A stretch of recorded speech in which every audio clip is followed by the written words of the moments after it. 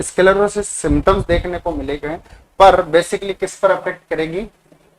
तो हेडिंग डालो multiple sclerosis. Multiple sclerosis के अंदर बेसिकली अफेक्ट प्रभावित होता है या अफेक्ट पड़ता है कहां पर? सेंट्रल नर्वस सिस्टम के ऊपर, सीएनएस के ऊपर। कहां पर? सीएनएस के ऊपर। Most important, central nervous system इसमें इफेक्ट डालता है या अफेक्ट पड़ता है इसके ऊपर। समझ आया? मल्टीपल स्क्लेरोसिस बोलेंगे, ठीक है ना। अब कंडीशन कौन सी होगी? तो याद रखना यहां पर कंडीशन होगी ऑटो इम्यून। कौन सी कंडीशन होगी? Auto immune. अच्छा, कंडीशन होती है पर ये नेचर वाइज कैसी होती है? ये भी क्रोनिक कंडीशन है। कैसी है? क्रोनिक कंडीशन है। ये भी कैसी कंडीशन है? क्रोनिक कंडीशन है। मोस्ट इंपॉर्टेंट, अफेक्ट डालती है, अफेक्ट पड़ता है कहां पर? ऑटो इम्यून पर। ध्यान देना, कहां पर? ऑटो इम्यून पर। ये ऑटो इम्यून क्या होता है और कैसे इस पे इफेक्ट पड़ता है, पॉइंट बनता है। ऑटो इम्यून का मतलब क्या होता है? तो पहले तो इसका मतलब समझो। ऑटो इम्यून, ऑटो इम्यून क्या होता है पहले तो इसका मतलब समझो। देखिएगा होता क्या है, जब भी किसी बॉडी के अंदर किसी एंटीजन की क्या होती है? एंट्री होती है। जब भी किसी बॉडी के अंदर एंटीजन की एंट्री होती है, कोई एंटीजन बॉडी के अंदर इंटर करता है, तो बॉडी का डिफेंस क्या करता है? बॉडी का डिफेंस, जो बॉडी डिफेंस है वो क्या बनाता है? वो एंटीबॉडी बनाता है। एंटीबॉडी बनाता है। अच्छा, एंटीबॉडी वो क्यों बनाता है? तो बेसिकली उसका टारगेट होता है इस एंटीजन को किल करना, ठीक है ना। इसलिए एंटीबॉडी का निर्माण हुआ। पर ये एंटीबॉडी इस एंटीजन को किल न करके क्या करती है? तो ध्यान देना, ये एंटीजन एंटीबॉडी कॉम्प्लेक्स का निर्माण कर देती है। एंटीजन एंटीबॉडी कॉम्प्लेक्स का निर्माण कर देती है। और जो ये एंटीजन एंटीबॉडी कॉम्प्लेक्स बनता है, अच्छा ये निर्माण कैसे होता है? तो एंटीजन जाकर एंटीबॉडी को मारता नहीं है, हाँ उसके साथ में रेजिस्टेंस हो जाता है ना। उससे रेजिस्टेंस मतलब उसके साथ मिल जाता है, तब भी ये ऑटो इम्यून होगा। तब भी ये क्या होगा? ऑटो इम्यून होगा। और दूसरी कंडीशन के अंदर ये एंटीबॉडी इस एंटीजन को पहचाने ना, आइडेंटिफाई नहीं करे और जाकर क्या कर दे? हेल्दी सेल को डैमेज कर दे। हेल्दी सेल को डैमेज कर दे। उस कंडीशन के अंदर भी हम क्या बोलेंगे? ऑटो इम्यून बोलेंगे। दोनों ही कॉन्सेप्ट ऑटो इम्यून से रिलेटेड है, समझ गए ना। एंटीजन एंटीबॉडी कॉम्प्लेक्स का बनना और दूसरा, हाँ एंटीजन को नहीं पहचानना। एंटीजन को नहीं पहचानने की कंडीशन में जो एंटीबॉडी बनी है वो बॉडी की सेल पर ही वार कर दे। समझ रहे ना। होता क्या आजकल ऐसा बहुत ज्यादा होता है, जैसे माता पिता ने अपनी संतान को जन्म दिया और उस संतान ने अपने माँ बाप को जिस घर में वो रहे उससे उनको बाहर निकाल दिया। क्या होगा? इसी को बोलते हैं ऑटो इम्यून। क्या बोलते हैं? समझ गए ना कि बॉडी की सेल द्वारा जो सिक्रीशन हुआ वो बॉडी की सेल को डैमेज करना स्टार्ट कर दे, उसको बोलते हैं ऑटो इम्यून। क्या बोलते हैं? Auto immune. समझ में आया? तो ये एक प्रकार की ऑटो इम्यून कंडीशन है। कौन सी है? हाँ, और कहां अफेक्ट करती है? सेंट्रल नर्वस सिस्टम में, ठीक है। अरे क्लियर है? अब सुनना, मल्टीपल स्क्लेरोसिस में होता क्या है? मल्टीपल स्क्लेरोसिस में होता क्या? तो जो सेंट्रल नर्वस सिस्टम की लाइनिंग होती है, सेंट्रल नर्वस सिस्टम की जो लाइनिंग होती है या कवरिंग होती है, जिसको बोलते हैं, क्या होती है, कवरिंग होती है, जिसको बोलते हैं माइलिनेशन। क्या बोलते हैं, माइलिनेशन, ठीक है ना। और माइलिनेशन के लिए रिस्पॉन्सिबल कौन होता है, सेंट्रल नर्वस सिस्टम में।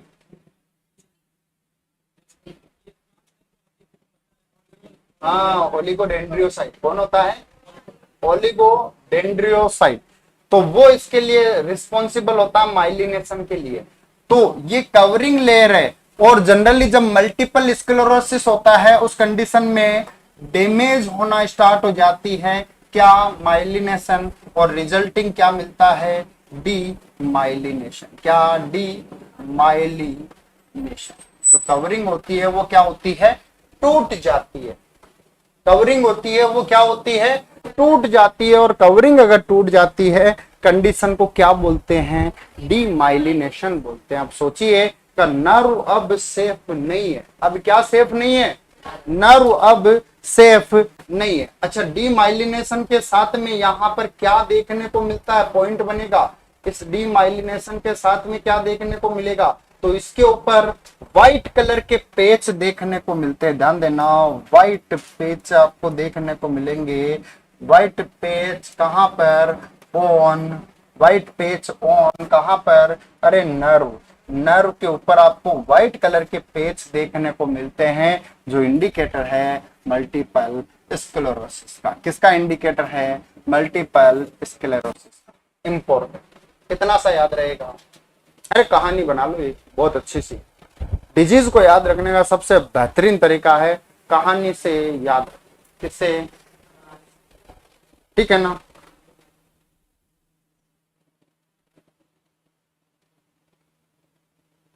पूछ लिया जाता है बहुत बार कि बताओ इसमें क्या क्या सिम्टम्स आएंगे, कौन कौन अफेक्ट होता है। तो लिखो अगला पॉइंट, मोस्ट कॉमन सिम्टम्स और मोस्ट कॉमन इटियोलॉजी। पहले तो कौन अफेक्ट होता है, तो याद रखना इसमें मोस्ट कॉमनली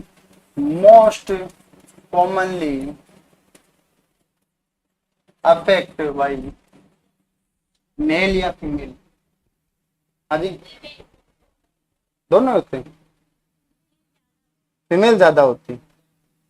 कोई एक कारण बताओ फीमेल ज्यादा क्यों,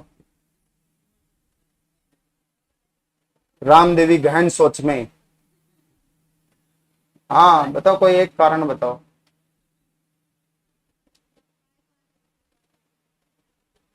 प्रिंसी क्या होगा, कोई एक कारण, तो बहुत बढ़िया। Most commonly affect women. और वुमेन की एज 15 साल से कितने साल तक, 33 साल तक। 15 साल से इफेक्ट होना स्टार्ट हो सकती है ना, देखने को मिल सकता है। 15 से 35 साल सबसे ज्यादा सेंसिटिव होती है। अच्छा पूछ ले कि मोस्ट कॉमन कोज क्या है, मोस्ट कॉमन कोज, तो वो है अननोन। मोस्ट कॉमन हो या अगर पूछ ले कोज, तो दोनों ही अननोन है, किसी को पता ही नहीं है। हाँ अच्छा, नॉन लिख दिया क्या मैंने, क्या होगा, अननोन होगा, ठीक है ना। अननोन मतलब कारण ही पता नहीं है कि होता क्यों है, पर हो जाता है। अगर कारण पता चले तो पहले से ही रोक ले, है ना, तो होने के बाद में पता चलता है, ठीक है। और देखो ना, अगर आप हेल्दी हो ना तो समझिए गॉड गिफ्टेड है ना। हमेशा अरदास करिए कि हेल्दी रहे, ठीक है ना, बहुत जरूरी होता है। तो अगला पॉइंट देखने को मिलता है अननोन कॉज। इसका कारण क्या है अभी तक पता नहीं है। इसके अंदर जो वायरस होता है, जो भी जिसका भी इन्फेक्शन होता है, वो बड़ा धीरे धीरे ग्रोथ करता है, नुकसान पहुंचाता है, प्रोग्रेसिवली होता है, ऑटो इम्यून होता है। इसके अंदर और भी बहुत सारे सिम्टम्स देखने को मिलते हैं। तो इमेज निकाल ली जाए, multiple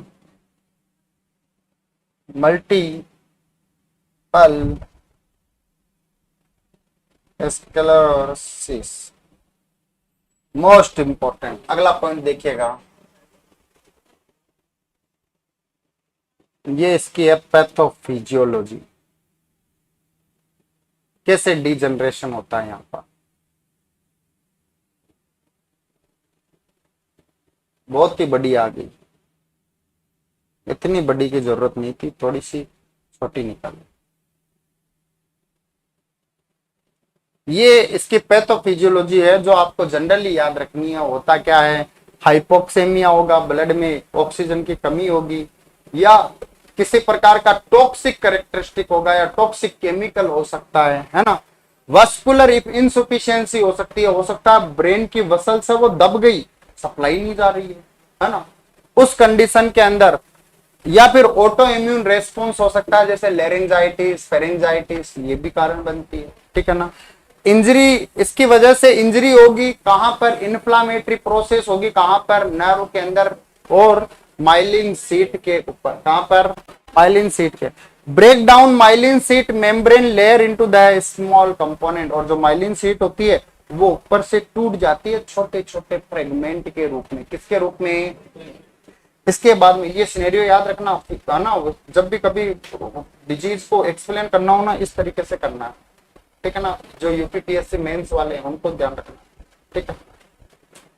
empire conduction, partially loss of impulse transmission, जो इम्पल्स का ट्रांसमिशन होता है ना, वो लॉस होना स्टार्ट हो जाता है, और फिर न्यूरोलॉजिकल डिसफंक्शन देखने को मिलता है। तो ये टोटली क्या होता है, लॉस देखने को मिलती है, क्या, लॉस ऑफ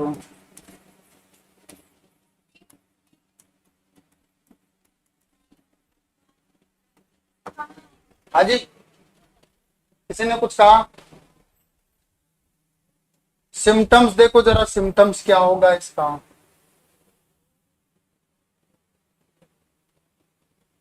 अगला देखो, डीमाइलिनेशन होता है 10 से 20% इंडिविजुअल विथ मास्थेनिया, है ना। इसमें से 10 से 20% पेशेंट होते हैं वो मास्थेनिया ग्रेविस से सफर करते हुए मिलते हैं। अरे लिख दें, मल्टीपल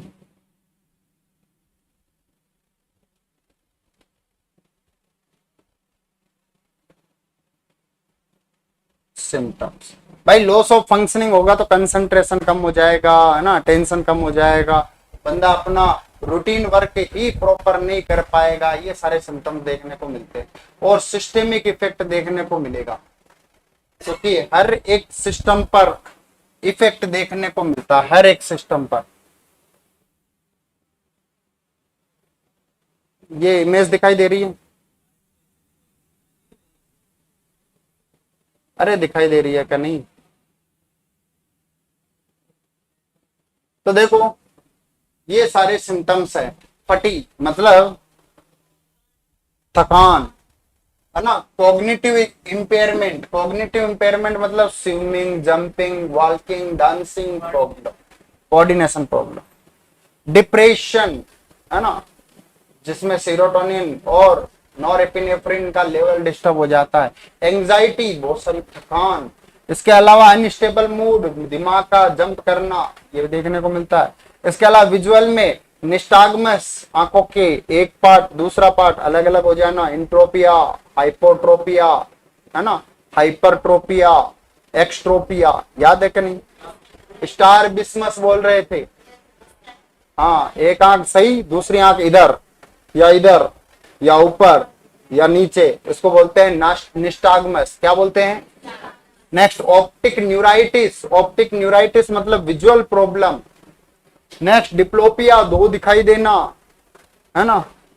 स्पीच, स्पीच में क्या होगा, स्पीच में होगा डिसअर्थरिया, अर्थरिया, खर खर करके बोलना, है ना। इसके अलावा थ्रोट में डिस्फेजिया, निगलने में दिक्कत होना। इसके अलावा मसल में वीकनेस, स्पास्मेटेक्सिया देखने को मिलेगा। Loss of movement, body movement का लॉस हो जाना। इसके अलावा सेंसेशन में पेन, बॉडी के अंदर पेन देखने को मिलेगा, पेनफुल कंडीशन, है ना, पेन। इसके अलावा हाइपोएस्थेसिया, पेराएस्थेसिया, सनसनी महसूस होना, बॉडी में पूरे टाइम ऐसा लगना सुन सुन चल रहा हो कुछ, क्लियर है ना। और पेरेस्थेसिया भी बोलते हैं, नहीं होता क्या बहुत बार, वो तुम लोगों ने वो देखा होगा, नस दब जाती है बहुत बार पैर की, है ना। अब पैर को ऐसा उठा उठाते हैं रखते हैं तो ऐसा लगता है पता नहीं इसमें क्या हो गया, झंझनाते। तो उसके बाद में जैसे पैर रखते हो वैसे ही बॉडी के अंदर फिर आप वापस रखते हो, फिर होता है कि नहीं, तो उसको बोलते हैं पैरेस्थेसिया। क्या बोलते हैं? Tingling movement in the limb, ठीक है ना। हाँ, नंबनेस बोल दो, पैरेस्थेसिया बोल दो। टर्मिनोलॉजी में आप पैरेस्थेसिया बोलेंगे और वैसे टिंगलिंग मूवमेंट, अरे क्या बोलेंगे? Tingling movement. अच्छा, सर्च कर रही होगा। अरे गजब, बहुत बढ़िया बढ़िया। बॉवल, बॉवल में क्या होता है? इनकंटिनेंस, कंट्रोल किया बहुत पर रुक नहीं रहा है, निकल गया है ना। डायरिया और कॉन्स्टिपेशन ये भी देखने को मिल सकता है। नेक्स्ट, यूरिन के अंदर इनकंटिनेंस होगा, है ना, फ्रीक्वेंसी होगी और रिटेंशन होगा। इनकंटिनेंस का मतलब क्या है? हाँ जी, लॉस ऑफ वॉलेंट्री फंक्शन, है ना, उसको बोलते हैं इनकंटिनेंस की। वॉलेंट्री फंक्शन का मतलब क्या है भाई? देखो, यूरिन है हमारे कंट्रोल में होता है, जब हम उसको बॉडी से इजेक्ट करेंगे तब वो इजेक्ट होगा, है ना, ऐसे तो नहीं होगा। पर अगर ऐसे ही हो रहा है तो इसका मतलब हमारी वॉलेंट्री जो कंट्रोल है वो लॉस हो रहा है ना। तो इसको क्या बोलते हैं? इनकंटिनेंस। क्या बोलते हैं? याद रहेगा ना। और रिटेंशन, इनकंटिनेंस रिटेंशन को इंडिकेट नहीं करता है ना, रिटेंशन की प्रॉब्लम अलग आती है। तो ये सारे के सारे क्या है? ये सब के सब sign and symptoms, sign and symptom. अब चूंकि ऑटो इम्यून है इसलिए कैसा इफेक्ट पड़ेगा? सिस्टेमिक इफेक्ट होगा, सिस्टेमिक इफेक्ट, सिस्टेमिक इफेक्ट देखने को मिलेगा।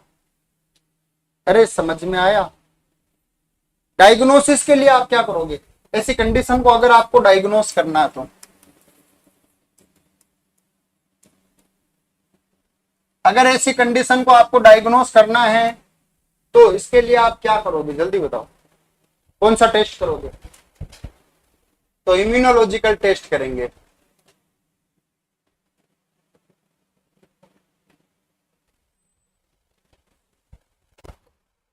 अच्छा, इम्यूनोलॉजिकल टेस्ट क्यों करेंगे? इम्यूनोलॉजिकल टेस्ट क्यों करेंगे? इम्यूनोलॉजिकल टेस्ट इसलिए करेंगे क्योंकि कंडीशन कौन सी है? ऑटो इम्यून कंडीशन है। कौन सी है?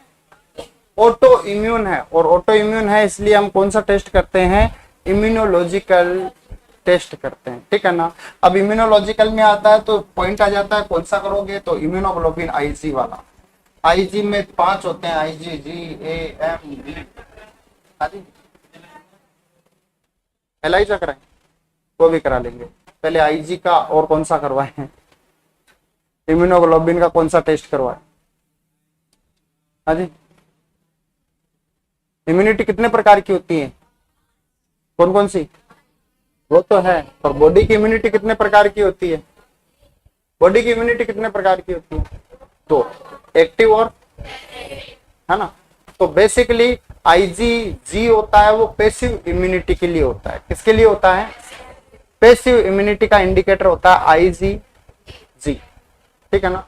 और देखना, किसी भी मां ने बच्चे को जन्म दिया है तो करीब 5 से 6 महीने तक, इंसान का बच्चा है तो 5 से 6 महीने तक उसकी बॉडी के अंदर मदर की इम्यूनिटी होती है जो उसको बीमार होने से रोकती है। और इंसान का बच्चा नहीं है तो 3 महीने तक। अरे पॉइंट आ जाता है कभी कभी, जरूरी थोड़ी है इंसानों का पूछा जाए, है ना। तो इंसान का बच्चा है तो 6 महीने तक, और इंसान के अलावा किसी भी ब्रीड का है तो उस कंडीशन में 3 से 4 महीने तक इम्यूनिटी मदर की होती है। अच्छा, इसका भी कारण है, कौन बताएगा? इसका बोलने का कारण है, बताओ क्या?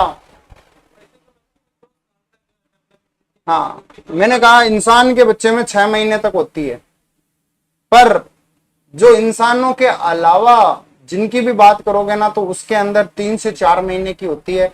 उन बच्चों के बारे में बताओ 3 से 4 महीने की क्यों होती है, 6 महीने की उनके अंदर क्यों नहीं होती? क्या होगा?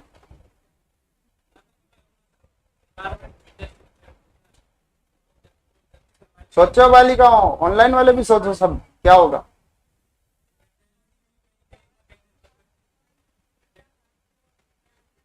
लगाओ लॉजिक लगाओ। देखो माधुरी गहन सोच में है। हाँ तो क्या होगा, ऐसा होता है जो इंसान का बच्चा है वो लगभग 6 महीने तक डिपेंड करता है दूध के ऊपर ही, जबकि एनिमल्स का बच्चा होता है बेचारा 15 दिन दूध नहीं पीता और क्या करते हैं, उसको हटा देते हैं, इंसान उसका दूध पीना स्टार्ट कर देते हैं। ऐसा ही होता ना, 15 दिन 1 महीने तक बच्चे को बेचारे को दूध पिलाएंगे, फिर उसको हटा देंगे और इंसान चालू हो जाते हैं। ठीक है ना, तो बस यही कारण है। डायग्नोसिस में आएगा आईजीएम जो है पेंटावेलेंट, क्या है, सॉरी पेंटामर, पेंटामर और largest immunoglobulin, largest immunoglobulin, largest क्या है, इम्यूनोग्लोबिन। पॉइंट समझ में आया। तो यहाँ पर ये तो करवाएंगे, इसके अलावा एलाइजा वेलाइजा भी करवा लो, फायदा ही है, असेसमेंट तो हो रहा है। So important.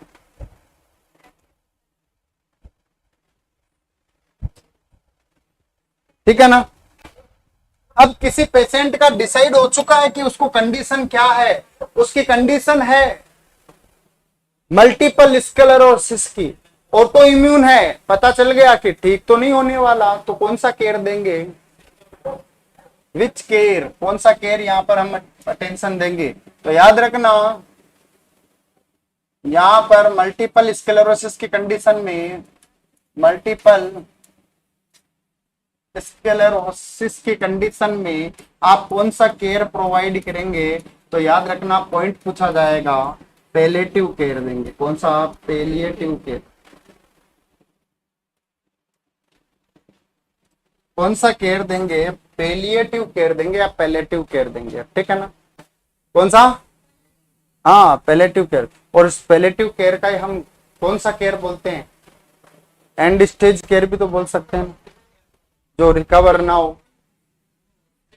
हाँ हॉस्पिटल, हाँ हॉस्पाइस केयर होता है, इसको हम बोल सकते हैं सपोर्टिव केयर। कौन सा, सपोर्टिव केयर, सपोर्टिव केयर जिसमें सपोर्ट दिया जाता है। क्या दिया जाता है, सपोर्ट। पैलेटिव केयर या फिर सपोर्टिव केयर आप यहाँ पर प्रोवाइड करेंगे। सिस्टेमिक इफेक्ट पड़ रहे थे तो कहां कहां, मल्टीपल स्क्लेरोसिस में कौन से इफेक्ट देखने को मिले, मल्टीपल स्क्लेरोसिस की कंडीशन में आपको सिस्टेमिक इफेक्ट देखने को मिले, systemic effect.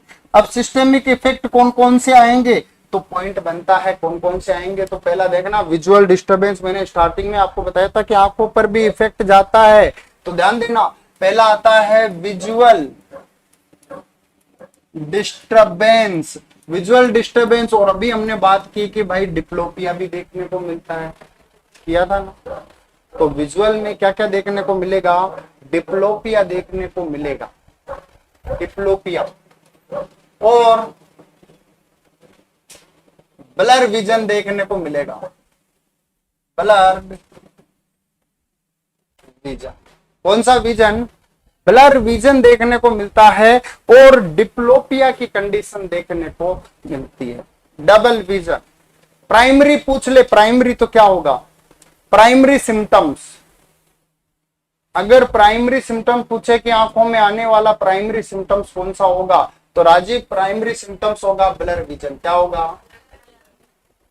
Primary, primary symptoms होगा ब्लर विजन। कौन सा विजन, ब्लर विजन। क्लियर है ना। ब्लर विजन का मतलब कैसा, आजकल फोटो खींचते हैं ना, जिसमें हम यहाँ खड़े हैं, बिल्कुल हम दिखाई देंगे, बाकी पीछे क्या है कुछ दिखाई नहीं देगा। तो ये तो कैमरे में अभी फीचर आने लगा है, ये तो कैमरे में अभी फीचर आने लगा है। हमारे बुजुर्ग लोग तो बहुत पुराने टाइम से इसको एक्सपीरियंस कर रहे हैं, है क्या नहीं। हाँ, पर पहले केवल बुजुर्ग लोग ही ब्लर देख पाते थे, अब तो यंगस्टर भी क्या देखते हैं, ब्लर विजन।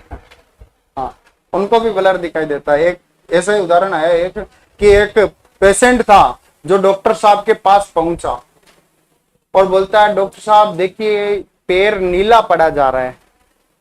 डॉक्टर साहब ने देखा कि बिल्कुल यार नीला पड़ा जा रहा है, एंटीबायोटिक दी, दूसरे दिन बिल्कुल पिंक हो गया, फिर 2-3 दिन हुआ, फिर वापस ब्लू हो गया। फिर पेशेंट ने कहा यार ये तो ब्लू हो रहा है, पिंक हो रहा है, ब्लू हो रहा है, पिंक हो रहा है। डॉक्टर साहब के पास में पहुंचा। डॉक्टर साहब ने कहा इसको तो काटना पड़ेगा, ये तो साइनोटिक हो रहा है, पता चले अभी पैर हो रहा है, बाद में ऊपर तक पहुंच जाएगा तो बवंडर हो जाएगा। तो डॉक्टर साहब ने कहा और काट भी दिया, उसका पैर पूरा फीमर तक उड़ा दिया। अब फिर पेशेंट दूसरे पैर का लेके पहुंचता है, डॉक्टर साहब पहले तो ये हो रहा था, अब तो ये भी होने लगा। तो डॉक्टर साहब ने कहा यार पंगा ये नहीं है, कुछ और है। उन्होंने कहा है क्या, तुम करते क्या हो? तो कहा डॉक्टर साहब ये पेंट पहनता हूं मैं। तो उस पेंट का क्या होता है, कलर लग जाता है। तो जिस दिन वो पेंट पहनता है उस दिन वो ब्लू हो जाता है, जिस दिन दूसरी पेंट पहनता है पिंक हो जाता है। पेशेंट सोचता है दवाई की वजह से पिंक हो गया, फिर वापस ब्लू हो गया, मतलब दवाई काम नहीं कर रही। और ऐसा ही एक और एग्जाम्पल चल रहा था आंखों के रिलेटेड कि एक बंदा गया हॉस्पिटल और डॉक्टर साहब को बोलता है डॉक्टर साहब कुछ दिखाई नहीं देता, बहुत ब्लर ब्लर दिखाई देता। डॉक्टर साहब ने आंखों को देख चेक किया कि ये बूंद डालना आंखों में। खूब बूंद डाली उसने, 2-3 महीने तक डाली। 2-3 महीने तक डालने के बाद फिर गया, डॉक्टर साहब अभी भी धुंधला ही दिखाई देता है। तो डॉक्टर साहब ने कहा बेटा सर्जरी करनी पड़ेगी, लेंस बदलना पड़ेगा। तो उसका लेंस बदल दिया। फिर बंदा कुछ दिनों बाद फिर डॉक्टर के पास गया, बोलता है डॉक्टर साहब लेंस भी बदल दिया पर फिर भी धुंधला दिखाई देता है। कि तुम ये बताओ देखते क्या हो जो धुंधला दिखाई देता है? कि सर व्हाट्सएप पर फोटो आती है उसको देखता हूँ। तो पहले उसको डाउनलोड तो कर लिया करो तो क्लियर दिखाई देगी। तो ब्लर विजन ये क्या होगा, ये प्राइमरी सिम्टम्स होगा। अगला क्या होगा, अगला होगा स्कोमेटोस। एक सिम्टम्स होता है जिसको बोलते हैं स्कोटोमास। स्कोटोमास इसका मतलब होता है, स्कोटोमास का मतलब होता है ब्लाइंड स्पॉट। क्या बोलते हैं? Blind spot.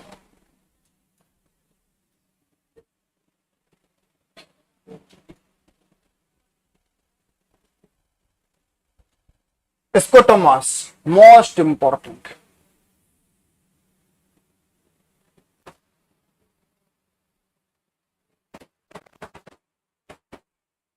इसको बोलते हैं स्कोटोमास।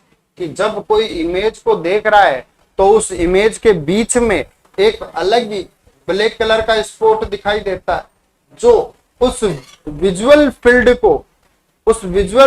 को अफेक्ट करता है। इसको बोलते हैं स्कोमेटोस। क्या बोलते हैं? स्कोटोमास। स्कोटोमास क्या याद है? हाँ ब्लाइंड स्पॉट बोलेंगे इसको। कौन सा स्पॉट है? ये है ब्लाइंड स्पॉट। ठीक है ना? इस कंडीशन को बोलते हैं स्कोटोमास। Most important. कोई डाउट तो शेयर करो। एनीवन? विजुअल डिस्टरबेंस में ये देखने को मिल रहा है। अब सेंसेशन की बात करें, अगर मूड की बात करें तो मूड में क्या देखने को मिलेगा?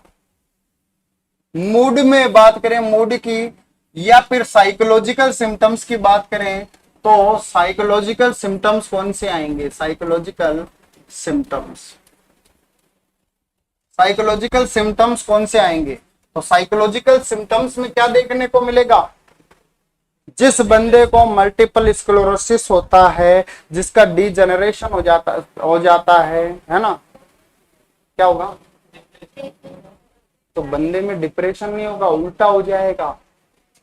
उल्टा होगा तो क्या होगा? यूफोरिया होगा। याद रखना, यूफोरिया आपको देखने को मिलेगा इसके अंदर, है ना। यूफोरिया का मतलब होता है increase sense of human. Increase sense of human. जैसे आपके बर्थडे में आपको क्या होता है? यूफोरिया होता है। अरे होता है क्या नहीं?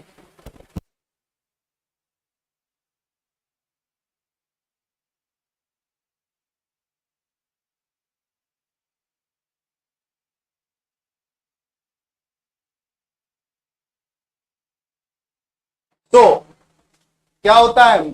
यूफोरिया देखने को मिलता है। यूफोरिया का मतलब होता है क्या होता है सोनम? सोनम क्या होता है यूफोरिया?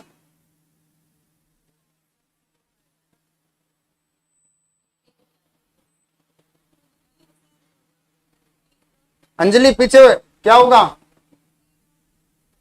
अंजलि क्या होगा? मुझे तो केवल लिपसिंग सुनाई दे रही है। एक्साइटमेंट, बिल्कुल। तो क्या होगा? सेंस ऑफ ह्यूमन बढ़ जाता है। इसको बोलते हैं यूफोरिया। मेनिया का पहला सिम्टम्स होता है जिसको हम क्या बोलते हैं? इसी का एक नाम होता है हाइपोमेनिया। इसी का दूसरा नाम होता है हाइपोमेनिया। ठीक है ना? क्या बोलेंगे? हाइपोमेनिया, इसी को हम बोलते हैं। समझ में आया? तो ये है मूड से रिलेटेड अबनॉर्मलिटी। ठीक है ना? अगर हम कहें मसल से रिलेटेड या फिर मोटार फंक्शनिंग से, मोटार फंक्शन, मोटार फंक्शन से रिलेटेड क्या क्या देखने को मिलेगा? तो रेस्टलेसनेस देखने को मिलेगा। रेस्टलेसनेस आपको देखने को मिलेगा, जिसके अंदर क्या होता है? बंदा स्टेबल नहीं होता है ना, इरिटेबल होता है, रेस्टलेस बोलेंगे, है ना। वीकनेस देखने को मिलेगी, है ना, वीकनेस। अरे वीकनेस है तभी तो रेस्टलेसनेस है ना, रेस्टिंग नहीं कर पा रहा बंदा। इसके अलावा इसके अलावा और क्या देखने को मिल सकता है? वीकनेस से, मसल वीकनेस से क्या होता है? पैरालाइज्ड हो जाता है, पैरालाइसिस देखने को मिलता है। अरे कहीं पर भी अगर वीकनेस हो रही है, मसल्स में अगर ज्यादा वीकनेस आ रही है तो पैरालाइसिस होने के चांसेस ज्यादा बढ़ जाते हैं ना। तो मसल्स और मोटार फंक्शनिंग डिस्टर्ब होती है ना, मोटार फंक्शनिंग, मसल्स अबनॉर्मलिटी।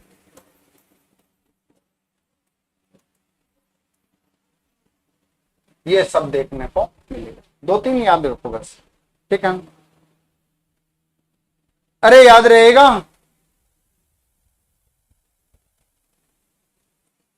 अच्छा, इसका एक ट्रेट भी होता है। कौन करेगी? हाँ बताओ बेटा, क्या कर रही हो? क्या? हाँ, व्हाइट पेज वो दिखते नहीं है, एक्सरे में दिखते हैं, एमआरआई में। माइलिन सीट है, एमआरआई में दिखेंगे वो केवल। एमआरआई को जूम करेंगे ना तो टूटी हुई स्ट्रक्चर दिखेगी। अब जब टूट जाती है ना तो बनी किसकी होती है माइलिन सीट? व्हाइट कलर की। तो जो लेयर होती है उसके ऊपर का पार्ट हट जाएगा तो व्हाइट व्हाइट दिखाई देगा, इसलिए हम बोलते हैं व्हाइट पेचेस। समझ गए? माइलिन सीट फॉस्फेट की बनी होती है, फॉस्फेट की वजह से वो व्हाइट तो होती है, और पेच बन जाते हैं क्योंकि टूटेगी, वहां पर दरारें बन जाएगी। जैसे देखना, जैसे पुराने मकान होते हैं, उन पुराने मकानों की छत क्या होती है? गिरती रहती है। आज इधर से गिरी, कल उधर से गिरेगी, है ना। तो जहां से गिरती है, मकान का मालिक क्या कराता है? उसको वापस लेपा पोती करवा देता है ना। पर कितनी भी करवा दो वो निशान वैसे ही दिखेगा।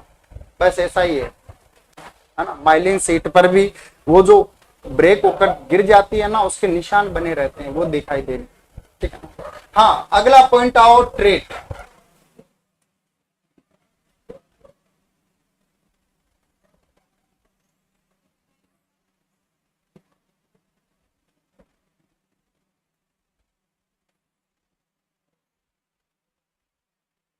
हाँ, तीन चीजों से जब भी कोई चीज बनता है तो इसको बोलते हैं ट्रेट।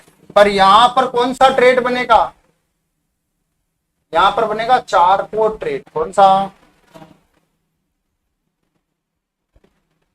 Charcot trait. कौन सा? Charcot trait. अब चारकोट ट्रेट में क्या क्या आता है? पहला आता है एटेक्सिया। क्या आता है? एटेक्सिया। दूसरे में आता है नेस्टाग्मस। निस्टाग्मस क्या होता है? निस्टाग्मस क्या होता है? हाँ, स्टार बिस्मस, बहुत बढ़िया। निस्टाग्मस का मतलब स्टार बिस्मस। पूरा नाम लिखना, आधा अधूरा मत लिखना, है ना। तो क्या देखने को मिलेगा? निस्टागमस देखने को मिलेगा, निस्टागमस। और लास्ट आता है जिसको बोलते हैं ट्रीमर। क्या बोलते हैं? ट्रीमर। ANT, ANT, याद रखना, आंटी है ना, ANT। अरे आई लगा दो आगे, नहीं तुम बोल दो चिट्टी, आंटी बोल दो, नहीं तो चिट्टी बोल दो, जो ज्यादा प्रोनाउंसिएशन आपका यूज होता हो। आंट माने क्या होता है? चीटी, ठीक है ना? हाँ वही। वैसे यहाँ पर देसी लैंग्वेज में क्या बोलते हैं इसको? चीटी को? अरे चीटियां होती है ना, क्या बोलते हैं? चीटी बोलते हैं।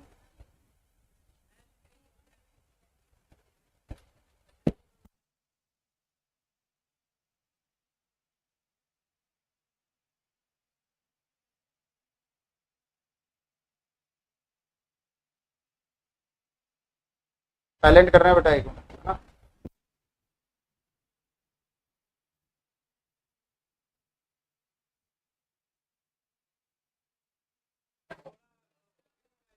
हाँ, तो समझ गए, एंट माने चीटी। क्या? वो है ना 3.0 2.0, ये चीटियों में भी बड़े देसी गुण होते हैं कि नहीं? ब्लैक वाली काट जाए कुछ फर्क नहीं पड़ता, लाल वाली काट जाए सो नहीं पाएंगे, खुजा के परेशान, है ना? अभी क्या होता है, अभी जैसे बारिश का मौसम चल रहा है ना, तो जेब में पता चले कल चॉकलेट डाल दी और रख दिया। अब क्या हुआ, चीटियों को पता चल गया, एक को पता चल जाता है ना, तो वहां पर अंदर ढेर लग जाता बहुत सारा। सुबह उठे, नहाए धोए, और क्या, चले गए। अब ऐसा थोड़ी है कि पहनते ही तुरंत एक्शन हो, है ना? 2 मिनट, 3 मिनट, 5 मिनट, उसके बाद बड़ी जबरदस्त रिएक्शन। अच्छा, जरूरी नहीं है कि केवल मेल में ही हो, किसी में भी हो सकता है ना? तो अभी बारिश का समय ऐसा है जब कभी भी ड्रेस पहनो उसको झड़का कर, झाड़ कर, है ना? हाँ। सो एंड ऐसे बना एटेक्सिया, एन से बना निस्टागमस, और टी से बना ट्रीमर। क्लियर है ना? इसको बोलते हैं चारकोल ट्रेड। क्या बोलते हैं? ठीक है ना? एटेक्सिया का मतलब क्या होता है? एटेक्सिया, एटेक्सिया का मतलब क्या होगा? जल्दी बताओ। Poor muscle control. क्या होगा? हाँ, पुअर मसल्स कंट्रोल। और ट्रिमर का मतलब क्या होता है? Involuntary movement. और निस्टागमस क्या होता है?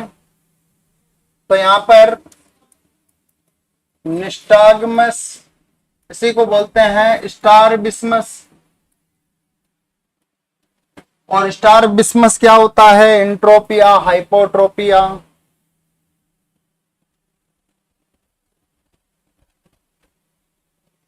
स्टारबिस्मस, स्टारबिस्मस क्या होता है? गलत नहीं, चलो सही आ गया वैसे। स्टारबिस्मस होता है स्टार।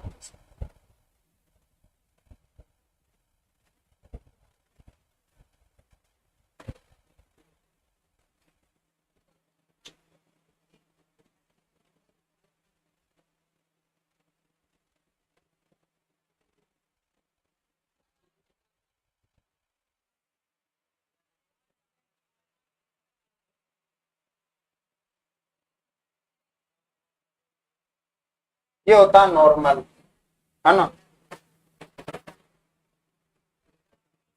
एक और इमेज दिखाए हैं।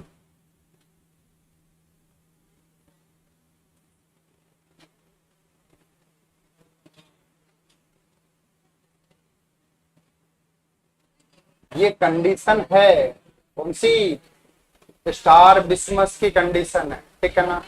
सो ये यहां पर देखो, यहां पर स्टार बिस्मस मतलब आई मिस अलाइनमेंट, ये ऊपर वाला नॉर्मल अलाइनमेंट है, जब दोनों कैसी हो नॉर्मल, पर एक नॉर्मल है दूसरी इनसाइड है, तो क्या बोलेंगे इसोट्रोपिया। क्या बाहर की तरफ है तो एक्सोट्रोपिया, ऊपर की तरफ है तो हाइपर हाइपर ट्रोपिया, नीचे की तरफ है तो ये तो बिल्कुल सही है। अब ऐसा नहीं है पैरालाइज्ड है इसमें, है ना, कौन सी पैरालाइज्ड होती है ये वाली, ठीक है ना। तो यहां पर ध्यान देना, मोस्ट इंपॉर्टेंट ये कॉन्सेप्ट याद रखना, याद है ना, एग्जाम में आएगा। अब पूछ ले कि इसमें कौन सी अबनॉर्मलिटी है, इसोट्रोपिया, कौन सा इसोट्रोपिया।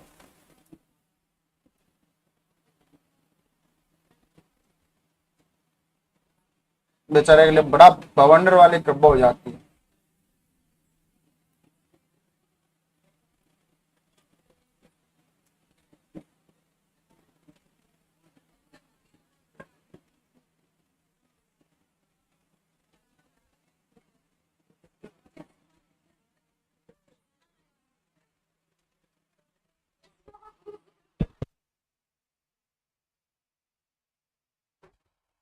तो इसोट्रोपिया है क्या, अब इसोट्रोपिया है नहीं ना। हाँ, तो ऐसा ही होता है जब तक मेंटल पेशेंट का पता नहीं चलता, जब तक कि वो बोलता नहीं है ना। तो ध्यान रखना, यहां पर भी स्टार बिस्मस का तब तक पता नहीं चलेगा जब तक कि चश्मा हटता नहीं है, ठीक है ना।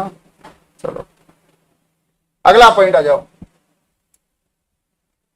तो ये तो थे ट्रेट इंपॉर्टेंट, ये जो एग्जाम में आएगा इतना तक आएगा। एमआरआई करा सकते हैं इसके लिए हम,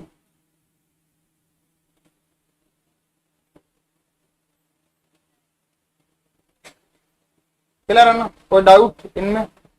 एक साइन आता है जिसको बोलते हैं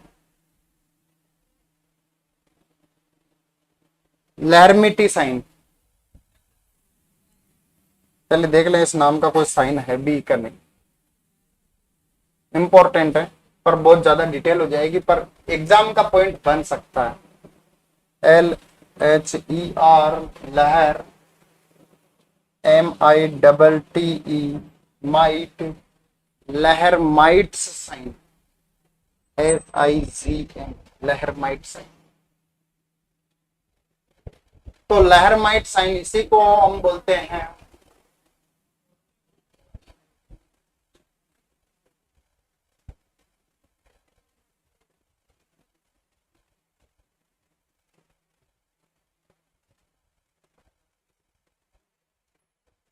एक ये पॉइंट याद रखना, लहर माइट साइन, इसी को हम बोलते हैं लहर माइट्स फिनोमेन। क्या बोलते हैं, लहर माइट्स फिनोमेन। अरे ठीक है ना, क्या बोलेंगे, लहर माइट्स फिनोमेन, जो generally of barber chair phenomenon, इसी को हम बोलते हैं बार्बर चेयर। बार्बर चेयर मतलब नाई की जो चेयर होती है ना, वैसा phenomenon. is the term used that describe the transient sensation of electric shock that extend down to the supine extremity upon flexion and movement of the neck। जैसे ही गर्दन को ऐसे मूवमेंट कराएगा वैसे ही यहाँ पर जो स्पाइन होती है इसके अंदर खिंचाव बनेंगे, इस साइन को हम बोलते हैं लहरमाइट साइन। कौन सा, गर्दन को जैसे ही मूवमेंट कराएगा स्पाइन के अंदर क्या होगा, खिंचाव बनेगा, इसी साइन को हम बोलते हैं लहरमाइट साइन। कौन सा, समझ में आया, अरे आया कि नहीं आया, बहुत बढ़िया। अगला लिखो पॉइंट, ट्रीटमेंट लहरमाइट साइन। इसमें स्पाइनल कॉन्ट्रैक्शन देखने को मिलेगा, spinal contraction progressively, progressively spinal contraction देखने को मिलेगा। अगला साइन लिखो, अगला साइन क्या, अगला लिखो ट्रीटमेंट। ट्रीटमेंट में क्या देंगे हम यहां पर, ड्रग बताओ जल्दी से। पहले तो ऑटो इम्यून कंडीशन है, तो जब ऑटो इम्यून कंडीशन है तो आप क्या देंगे, इम्यूनो सप्रेसेंट देंगे, इम्यूनो सप्रेसेंट ड्रग का यूज करेंगे। कौन सी ड्रग का? इम्यूनो सप्रेसेंट ड्रग का यूज करेंगे, है ना। इसके अलावा मसल्स में अबनॉर्मलिटी आ रही है तो आप मसल रिलैक्सेंट का यूज करेंगे, है ना। मसल्स रिलैक्सेंट, आप किसका यूज करेंगे? मसल रिलैक्सेंट का यूज करेंगे, जो भी क्लोनाजापाम है ना, या फिर डाइजापाम है ना, उनका। इंट्रावीनस नहीं, केवल ओरली। अगर इंट्रावीनस कर रहे हो तो ऑक्सीजन सप्लाई अवेलेबल होनी चाहिए पेशेंट के आसपास में, नहीं तो क्या हो सकता है? रेस्पिरेटरी फेलियर हो सकता है, ठीक है ना। इसके अलावा स्टेरॉइड आप यूज करेंगे, स्टेरॉइड का यूज कर सकते हैं, एसीटीएच, है ना। सिम्टम्स में आराम लाने के लिए स्टेरॉइड का यूज कर सकते हैं, ठीक है ना। इतना आपको ध्यान रखना। डीप ब्रीथ करना है, योगा करना है। इसके अलावा योगा, डीप ब्रीथ, गहरी सांसें लेना, योगा करना। क्या? हाँ बिल्कुल, इम्यूनो सप्रेसेंट। कभी कोई सर्जरी भी करते हैं ना पेशेंट की ट्रांसप्लांट से रिलेटेड, तब भी पेशेंट को हम इम्यूनो सप्रेसेंट देते हैं। क्या देते हैं? इम्यूनो सप्रेसेंट देते हैं। समझ में आ रहा है बेटा? अरे प्रिया, क्या हो गया? ठीक है। सृष्टि, उबाशिया ले रही हो? अरे उबाशिया ले रही हो हैं? अरे क्लियर हुआ? बस इतना सा आपको लिखना है, इतना सा आपको याद रखना है।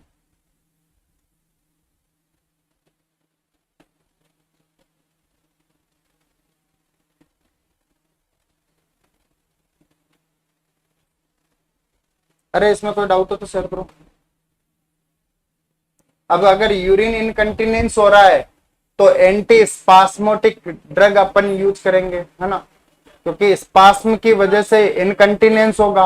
और अगर स्पास्म, देखो यूरिन इनकंटिनेंस की कंडीशन आ रही है, यूरिन इनकंटिनेंस, तो यूरिन इनकंटिनेंस की कंडीशन के अंदर आप यूज करेंगे anti spasmodic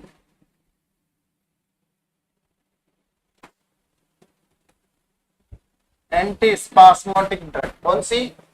anti spasmodic drug, जो स्पास्म को रिलीज कर दे। और जो स्पास्म को रिलीज करती है उसी को हम क्या बोलते हैं? Muscle relaxant. क्या बोलते हैं? Muscle relaxant. वंदना समझ में आ रहा? क्या बोलते हैं? हाँ, साक्षी लिखने में रहोगे, समझने में रहोगे। अरे क्लियर है? बस ये यहां पर खत्म हुआ अपना टॉपिक। अगला पॉइंट, इसमें कोई डाउट हो तो शेयर कर सकता है।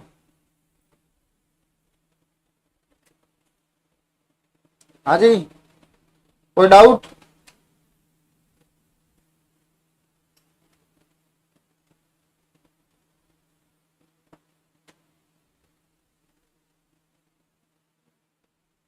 जल्दी बताओ।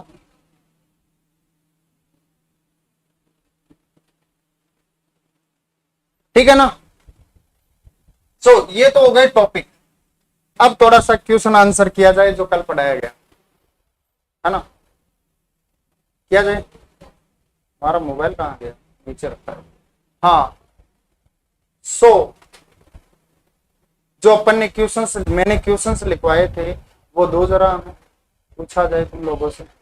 पढ़ते पढ़ते होगा नहीं, लिखे नहीं थे किसी ने भी? लिखे थे। हाँ देखा, देखा नहीं, लिखे थे।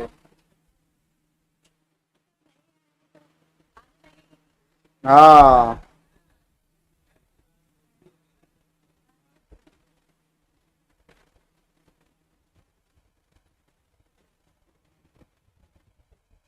ऑनलाइन वाले जितने भी हो भाई, जितने क्वेश्चंस की क्लास से पीछे हो चुकी है उन सबको याद करना कंपलसरी है ना।